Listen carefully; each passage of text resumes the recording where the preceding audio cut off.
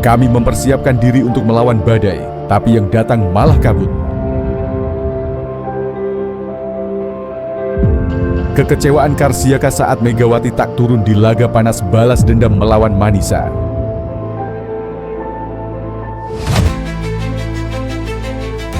Seolah malam ini di kota Izmir terasa berbeda.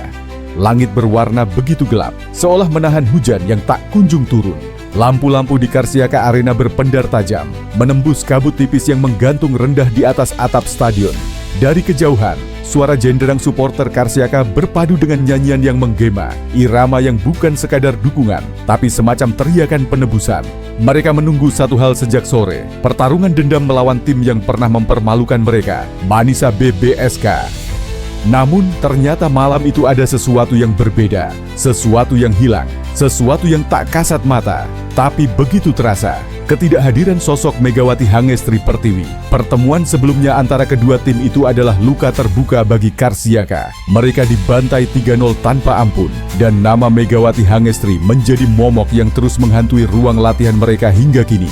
Satu persatu pemain Karsiaka masih mengingat bagaimana bola-bola keras dari tangan Mega memantul di lantai arena, menciptakan gema yang menembus dada. Ia bukan sekadar pemain lawan, ia adalah bayangan yang membuat Karsiaka kehilangan arah. Di bawah sinar lampu gedung voli Karsiaka ada ungkapan, "Di laga sebelumnya, kami tidak sedang melawan tim, kami sedang melawan badai bernama Megawati," ujar Hakan Kiras, penasihat teknis Karsiaka, yang kini menjadi sorotan utama setelah laga malam tadi. Wajahnya serius ketika berbicara kepada reporter dari channel YouTube resmi klub. Nada suaranya datar, tapi setiap katanya syarat emosi, seperti ada rasa kagum yang terselip di balik kekecewaan.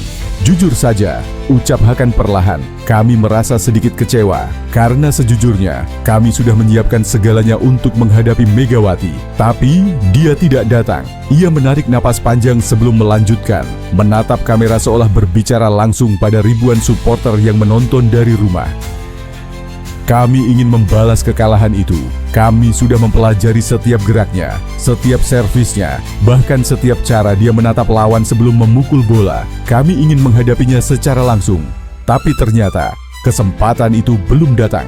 Kata-katanya seketika menjadi kutipan yang viral di media sosial Turki malam itu. Banyak yang menyebutnya sebagai pengakuan paling jujur dari lawan yang tersakiti. Namun, Hakan tidak berhenti di situ. Ia menambahkan dengan nada hormat, "Tanpa Megawati pun, Manisa tetap tim yang berbahaya. Tapi tetap saja, kami merasa seperti sedang menghadapi roh dari seseorang yang tidak hadir. Bayangannya masih ada di lapangan." Ketika pertandingan dimulai, atmosfer di dalam Karsiaka Arena sempat bergemuruh. Namun, ada momen-momen hening yang sulit dijelaskan, terutama setiap kali Manisa melakukan rotasi di posisi oposit. Para supporter Karsiaka, bahkan komentator lokal, sama-sama menyadari tidak ada figur megah bernama Megawati di ujung serangan Manisa. "Biasanya kami bisa mendengar hentakan kaki Mega di lantai," kata salah satu penggemar Karsiaka. Hakan Kiras pun menambahkan, "Dia punya aura yang bikin kita tegang, bahkan sebelum servis pertama dimulai. Tapi malam ini, sunyi, seperti menunggu guntur yang tak pernah datang." Namun justru disitulah paradoks terjadi.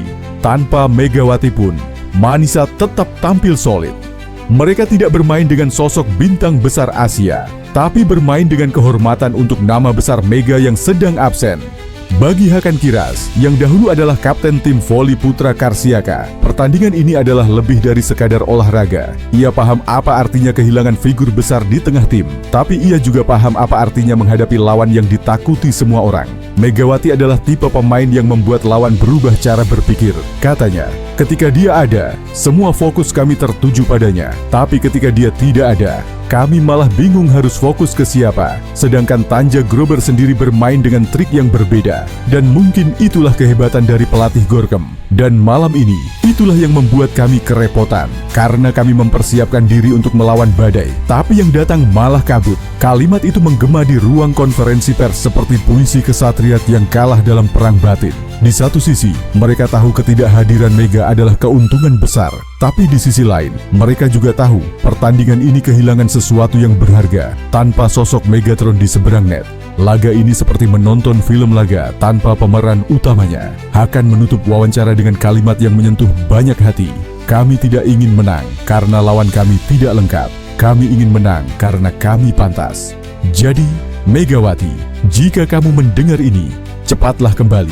Kami ingin menghadapi kamu lagi kali ini dengan persiapan yang lebih matang. Beberapa jam setelah laga berakhir, media sosial diramaikan oleh unggahan dari akun Megawati. Dia mengirim pesan pribadi untuk tim dan supporter. Dalam unggahan itu, Mega menulis, "Maaf, aku belum bisa bergabung, tapi hatiku ada di Manisa malam ini. Aku melihat setiap detik perjuangan kalian dari layar kecil, dan aku merasa bangga. Teruslah berjuang, teman-teman. Aku akan kembali, dan bersama kalian kita akan menulis sejarah baru." Ungkapan itu disertai foto dirinya dengan senyum lembut yang menenangkan banyak fans Manisa yang sempat khawatir. Meski tanpa Mega, Manisa kini menjadi tim yang berbeda. Mereka tidak hanya bergantung pada satu nama besar, tapi telah tumbuh menjadi tim dengan jiwa kolektif yang kuat. Banyak analis menyebut bahwa absennya Mega justru membuat pelatih Görkem Kazan menemukan karakter baru dalam skuadnya, keseimbangan, kesabaran, dan ketenangan menghadapi tekanan besar. Namun tetap, semua tahu kehadiran Megawati nanti akan mengubah segalanya. Dia bukan hanya pemain, ujar salah satu pelatih asisten. Dia adalah energi yang membakar ruang ganti. Dia membuat pemain lain percaya bahwa mereka bisa melakukan hal mustahil. Beberapa media Turki bahkan kembali mengangkat perjalanan Mega di Korea Selatan bersama Red Sparks, tim yang pernah menjadikannya simbol kebangkitan. Mereka menulis bagaimana di negeri ginseng itu, Mega dikenal bukan hanya karena smash kerasnya, tapi karena cara dia membawa semangat timnya. Dan kini, semangat itu menular hingga ke Turki. Bahkan lawan pun menghormati kehadirannya. Itu sebuah bukti bahwa ketenaran sejati bukan hanya soal poin yang dicetak, tapi pengaruh yang ditinggalkan. Pertandingan antara Karsiaka SK versus Manisa BBSK di malam itu mungkin akan dikenang bukan karena hasilnya, tapi karena emosi yang tertinggal setelah peluit panjang berbunyi. Bagi Karsiaka, laga itu adalah malam kekecewaan yang jujur. Kecewa karena tidak bisa menebus luka lama dengan menghadapi lawan yang sama kuatnya. Bagi Manisa, laga itu adalah malam kebanggaan diam-diam. Karena meski tanpa bintang mereka, semangat Megawati tetap hidup di setiap blok, setiap servis, dan setiap tatapan pemain muda mereka. Dan bagi dunia voli, ini adalah bukti bahwa Megawati Hangestri Pertiwi telah menjadi lebih dari sekadar pemain. Ia adalah simbol semangat, kekuatan, dan rasa hormat yang menyatukan dua kota, Karsiaka dan Manisa, dalam satu cerita besar tentang rasa kagum yang diselimuti persaingan. Ada pertandingan yang diingat karena skornya, tapi ada juga pertandingan yang diingat karena seseorang yang tak sempat hadir. Hakan Kiras, seusai laga. Meski tanpa Mega, Manisa kini menjadi tim yang berbeda. Mereka tidak hanya bergantung pada satu nama besar, tapi telah tumbuh menjadi tim dengan jiwa kolektif yang kuat.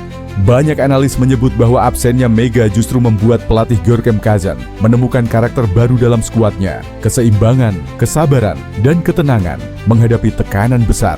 Namun tetap, semua tahu kehadiran Megawati nanti akan mengubah segalanya.